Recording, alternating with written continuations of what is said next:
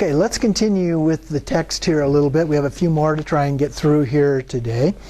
So at the bottom of page 62, we have the six-armed Vajrayogini, Vajravarahi in warrior stance. And so here she's described in a couple of different sources within the collection. And in one, she's described as an armored goddess with 3 faces and 6 arms. In the other one, she's developed into a terrible leader, 13-fold in nature. Down below the actual picture here, it says she's adorned with all 6 mudras, the various bone ornaments and so forth, the headdress, the garland of wet skulls, blazing like the fire at the end of an eon, that's the primordial fire, ring of fire around the outside, trampling Bhairava and Kalarati, here called Sambhu and Chamuda.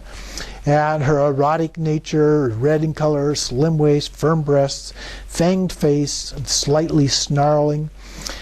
She has just the one face. She has a Vajra for the chopper instead of the chopper, and holding an axe. So that's a general description of her. Continuing on page 54, then it goes through and talks about the 13-fold nature. The 13-syllable heart mantra, which is listed here, Om Vajra Vajrayogini Hong Hong Pe Soha. And so she has a bomb at her heart, rays of light that go out and transform dakinis of the mandala retinue. This is described as a fairly complex sadhana and also has subsequent rituals that are summarized in the appendix. So it has more detail there if you're interested in that. And then we have the mandala, which is on the next page, and it's pretty similar to the one that we looked at before that. A little bit different. There's some variances. She's depicted in the center. There's an 8-petal lotus with 4 central cardinal directions. We have figures, and then there are these. This is the vases with the skull cup in each of the intermediate areas there. You can kind of make those out. And then we have there are 4 different figures in the corners, and then we have the protectors that are at the gates. So, general description of that. You can go through the detail of that if you choose to do, but we're a little short of time, so we'll skip over that. The next one on page 66, we have a red Vajragona, Vajravarahi.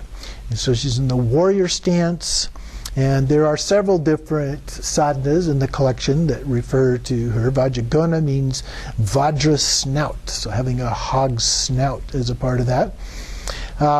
And so she has a single face of a snarling hog. You can look at the picture on the next page there. It's a little bit hard to get the snarling snout out of that picture, but that is what she's saying that it is anyway. And there's also another one that is depicted in plate 5. So if you want to see a color, a little bit larger form of that. There is a 3-headed, 6-armed hog with a vajra in her hand and very blue and so forth. So a variety of things on page 67. At the top of the page, we have the series of awakenings that generates Vajragona. Vajravarahi begins with a red triangular dharmadaya. At the navel, inside of this, is a blazing red hrim syllable. At the center of a red round-leafed lotus upon a sun disk, so fairly typical. And then on a corpse, and then in the warrior stance, so she's standing kind of facing to the side, although in this case, she's facing in the opposite direction of her stance a little bit. Usually the face is in the same direction. And then upon a lotus corpse and a sun disk, I did that. She's four-armed. In her right hand has a vajra and a hook. In her left, a skull bowl, and with also a kavanga staff. and a noose, a threatening gesture. She's red with yellow hair. Yellow hair is a little bit unusual. Usually it's red in color, sometimes brown, sometimes a combination of colors. Streaking upwards. She laughs, a laugh that is unbearable to all evil beings. And so she notes here that the wrathful laughter is connected with the tantric iconology, and laughter is one of the means of spreading terror, whereby deities spread terror, so helping to get rid of these afflictive emotions and so forth. She basically has the same kind of bone ornaments and so forth as the others. She's naked. In the Mongolian icons, the figure here and plate 10C,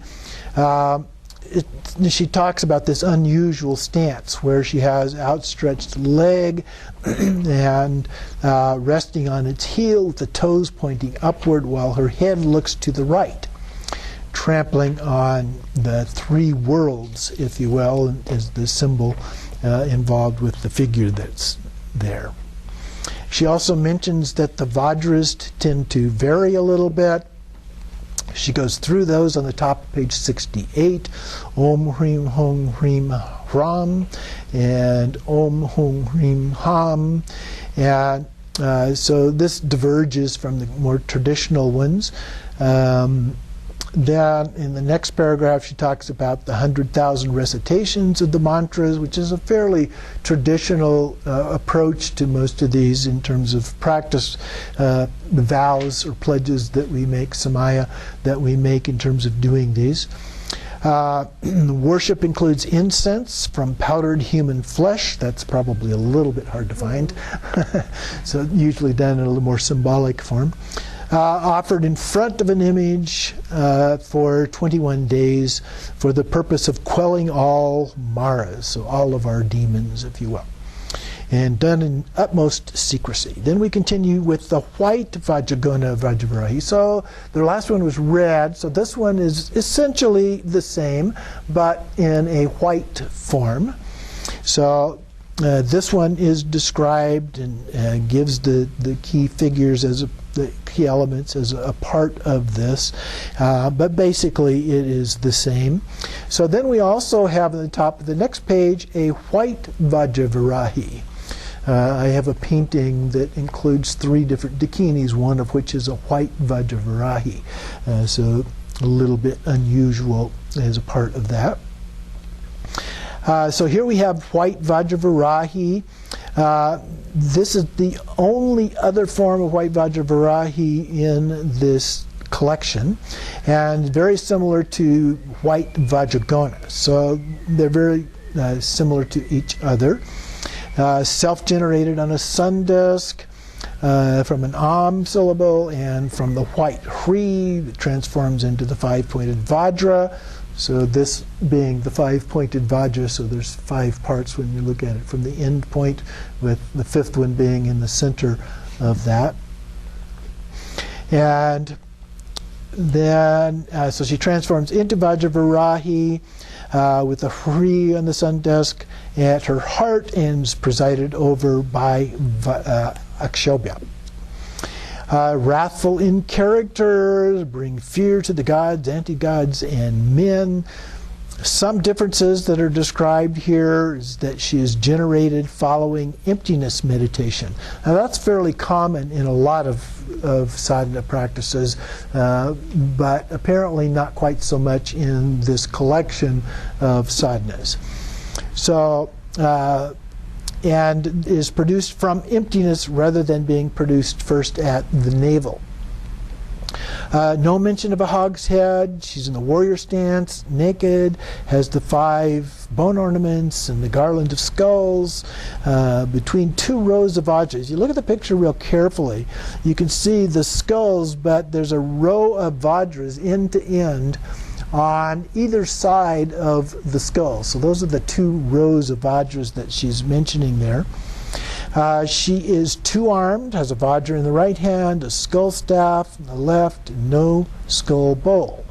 She She's visualized with 24 goddesses within the mandala circles of mind, speech, and body. And doesn't give a description here of the mandala as a part of that. Then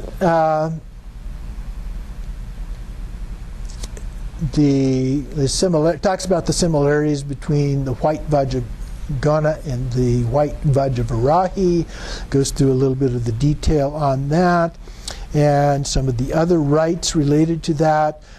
For the acquisition of other cities. So we mentioned that usually we're trying to achieve enlightenment, but in some cases there are texts, particularly those that came over from the Shaiva, and in some cases other Hindu sources, that talk about things like supreme learning, scholarship, powers of oration, invincibility in debate, freedom from fevers and poisons, and so forth.